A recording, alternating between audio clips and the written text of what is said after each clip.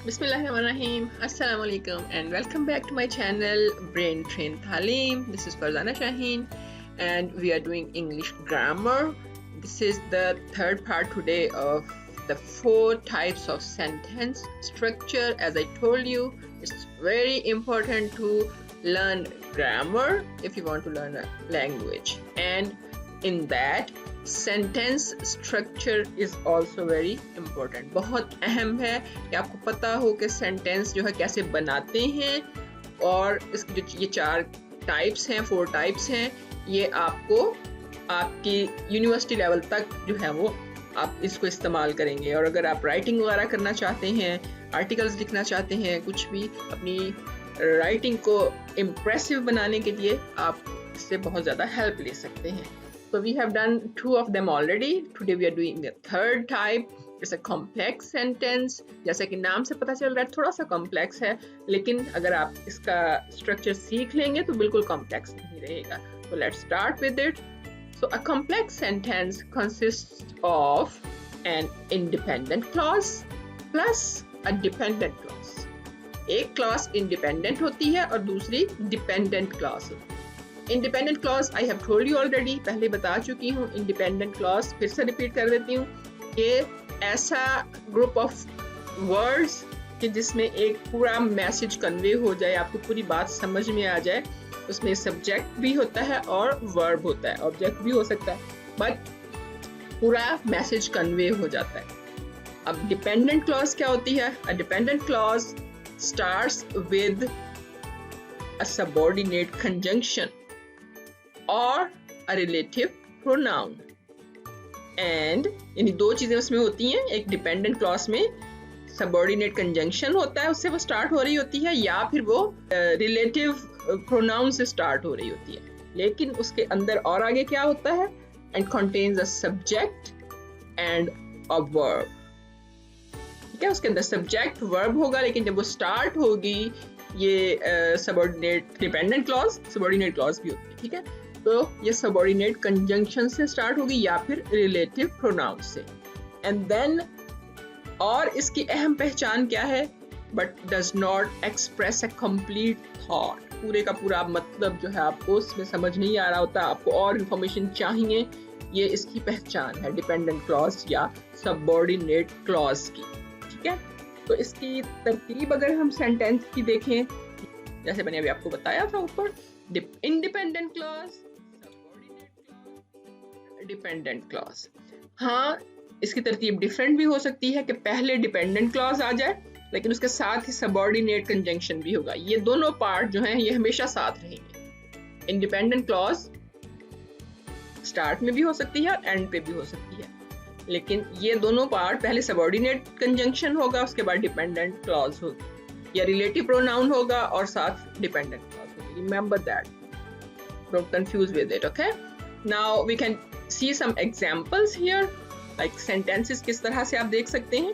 So there are 2 sentences you can see. We missed our plane because we were late. Okay, remember, हम पहले सारे sentences पढ़ लें, फिर आपको बताती हूँ कि क्या कैसे पता चलेगा. अब ये second part जो है वो उसका subordinate clause या के dependent clause है. Other sentence is our dog barks when she hears a noise. ठीक है, then he left in a hurry after he got a phone call.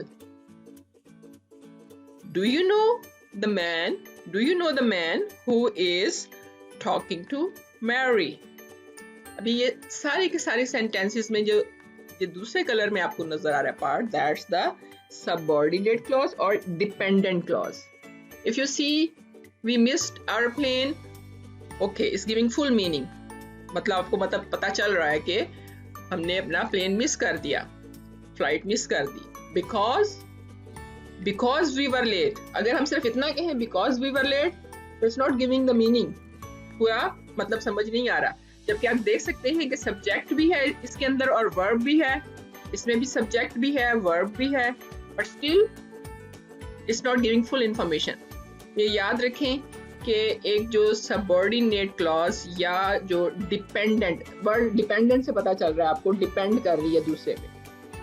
Dependent clause जो है वो हमेशा उसको चाहिए और इंफॉर्मेशन, फुल थॉट नहीं होगी।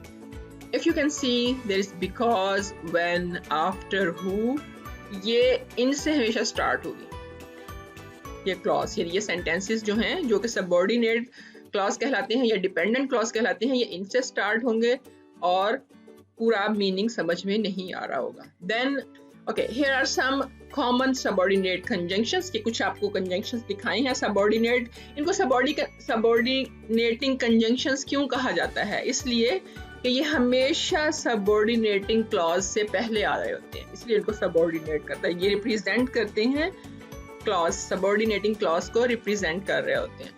और ये हैं, आप देख सकते हैं यहाँ, after, although, as, because, before, how, if, till, once, since, then, that, though, until, when, where, whether और why, ये सारे सबऑर्डिनेटिंग कंजंक्शन है।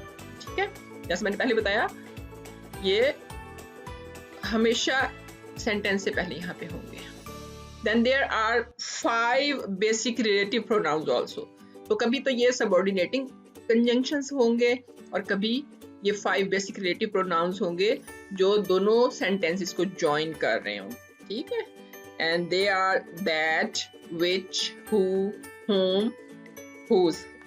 और रिलेटिव प्रोनाउंस इनको इसीलिए कह रहे हैं कि ये रिलेट कर रहे होते हैं किसी ना किसी पर्सन से, लाइक दैट, विच, किसी चीज से जिसके बारे में आगे बात हो रही होगी, whose, whom और whose। So these are the words which we use to combine this complex sentence.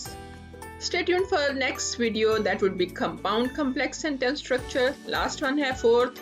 और इस वीडियो को लाइक कीजिए, शेयर कीजिए अपने फ्रेंड्स के साथ, और अगर कहीं पे कोई प्रॉब्लम है you can write comments there, आपके कमेंट्स का बिल्कुल रिप्लाई किया जाएगा।